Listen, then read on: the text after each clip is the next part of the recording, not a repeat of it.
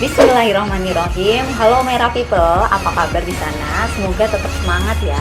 Pasti bukan cuma saya yang beberapa hari ini dapat banyak informasi tentang berita duka dari teman, dari ayahnya teman, tetangga di kampung, guru sekolah, juga saudara sebangsa setanah air yang infonya beredar di media sosial.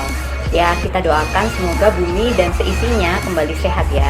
Alhamdulillah, Omera Pustaka masih bisa menjalankan kegiatan penerbitan dan percetakan buku dengan lancar. Kebetulan juga masih banyak banget naskah yang harus diproses untuk dijadikan buku. Jadi kami benar-benar bersyukur banget, alhamdulillah masih diberikan kesehatan.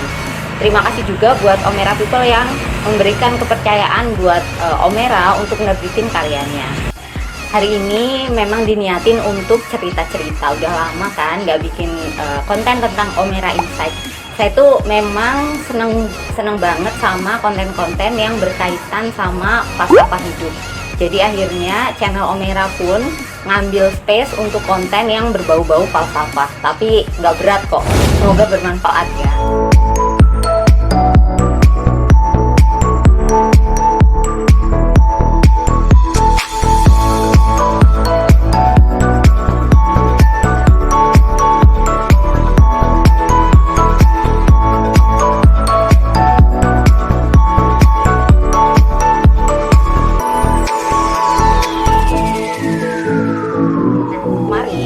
Saya buka YouTube dan scroll tentang istilah ikigai. Jujur aja nih, baru pertama ini, baru umur 29 tahun ini nemu istilah ikigai. Itu pun nemunya nggak sengaja. Jadi kapan itu sekitar 2 atau 3 bulan yang lalu, aku buka channel Gita Savitri. Dia membahas tentang ikigai dia. Setelah nonton, menarik banget. Tapi ya waktu itu masih belum cari tahu apa itu ikigai, belum cari tahu lebih dalam. Nah, baru kesampaian itu searching di internet itu kemarin. Buat Omera People yang mungkin baru dengar istilah ikigai, apa sih itu ikigai? Jadi ikigai itu sebuah prinsip hidup yang digunakan orang Jepang untuk mencari arti hidup. Wah, menarik ya? Ya, menarik kan? Nah, kenapa menurut saya menarik? Pertanyaan-pertanyaan ini bahkan masih bisa berlanjut sampai kita kuliah dan lulus. Biasanya mereka akan curhat, gue eksistensial krisis nih, gitu kan. Biasanya banyak teman-teman kita yang curhat tentang krisis eksistensi, gitu. Lalu mempertanyakan segala hal, mulai dari kenapa dia lahir di tempat ini, sampai pertanyaan filosofis kayak, sebenarnya buat apa aku terlahir di dunia ini? Atau sambil bikin TikTok pakai lagu yang bermetamorfosis jadi sad boy atau sad girl gitu ya. Nah, menariknya orang Jepang punya semacam prinsip yang bisa membantu kita menjawab pertanyaan itu. Namanya ikigai itu tadi. Aku jelasin lebih detail ya. Ikigai ini berarti the purpose of life atau tujuan hidup. Kurang lebih ini adalah prinsip yang bikin hidup orang jadi lebih bermakna, berharga, dan seimbang. Seakan setiap bangun pagi kamu berkata, oke, aku tahu hari ini mau ngapain, lalu menjalani hari dengan sukacita. Beda sama orang yang gak punya tujuan hidup, yang setiap bangun dia bercermin lalu berkata pada dirinya sendiri, kenapa gitu. Jadi pada dasarnya ikigai ini adalah irisan dari 4 diagram Venn. Yang pertama adalah apa yang kamu cintai, yang kedua adalah apa yang kamu kuasai, dan yang ketiga apa yang kamu butuhkan, apa yang dunia butuhkan, yang keempat apa yang membuatmu bisa dibayar. Menemukan ikigai artinya kamu menemukan titik tengah dari keempat hal tadi dari diri kita. Nah, sebelum kita lanjut, coba deh kamu ambil notes, terus buat daftar dari masing-masing hal tadi. Bikin yang banyak dan sebebas-bebasnya. Anggap aja ini ajang latihan biar kamu makin kenal sama diri kamu. Di sini, biar seru dan bisa dibayangin, kita coba buat satu manusia imajiner ya. Sebut aja namanya Eka.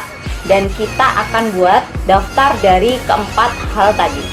Yang pertama adalah apa yang disenangi oleh Eka. Misalnya nih, Eka sukanya traveling, masak kue, menulis, explore hal-hal baru, suka ke pantai, suka berenang, suka kucing. Nah, tugas kamu pokoknya jangan pikirin diagram Venn yang lain. Fokus pada apa yang kamu suka selama menjalani hidup gitu. Terus diagram yang kedua adalah apa yang dikuasai oleh Eka. Misalkan Eka ini jago hal-hal yang berbau hitungan, jago ngedit video, bikin puisi, jago ngatur waktu, jago bersosialisasi. Bersosialisasi ini maksudnya bukan cuma seneng nongkrong, tapi Eka memang jago menempatkan diri di berbagai lingkungan sosial gitu. Nah, konsepnya sama ya, jangan pikirin diagram Venn yang lain, pokoknya fokus aja sama apa yang kamu kuasai selama menjalani hidup. Terus yang ketiga adalah apa skill yang Eka punya sampai orang berani bayar dia. Yang pertama mungkin Eka skill yang bisa orang berani bayar dia. Yang pertama itu mengajar. Eka sempat diminta sama teman ibunya untuk mengajar anaknya yang masih kelas 5 SD. Terus yang kedua adalah ngedit video gitu. Nah, yang selanjutnya, apa yang dunia butuhkan? Yang pertama, Eka berpikir bahwa yang dunia butuhkan adalah otomatisasi, konektivitas, kesetaraan, kepedulian terhadap binatang. Nah, kalau udah, kita akan masuk ke tahap berikutnya. Periksa notesmu, lalu berterima kasihlah karena setiap manusia diberikan kreativitas untuk membuat sesuatu dari hal-hal yang ada. Cari irisan dari masing-masing kelompok diagram Venn kamu. Kamu akan menemukan passion dari irisan antara apa yang kamu suka dan kamu kuasai.